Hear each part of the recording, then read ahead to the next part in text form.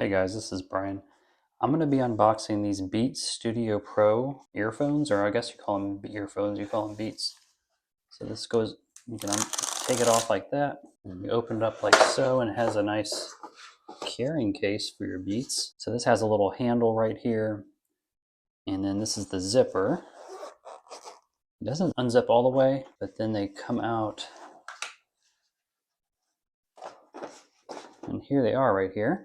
Well, this is cool. It has like blue underneath. Oh, and that's like a foam rubber or something. Feels like cool and almost like a memory foam. So this is what they look like here. And it comes with the carrying case. All right, it comes with, this looks like a standard aux type cable here. You can plug in your headphones. And it also comes with, this is the USB-C charging cord, and you're gonna charge it right here through this port. And the cool thing with this pouch is it has little compartments for the cords, so you're not just throwing the cords in there. So here it says you're supposed to scan for the complete product guide. Oh, well, this is paper too. Okay, so it says quick pairing here. You press the power button until the LED blinks and hold near the unlocked phone. So one press is play or pause.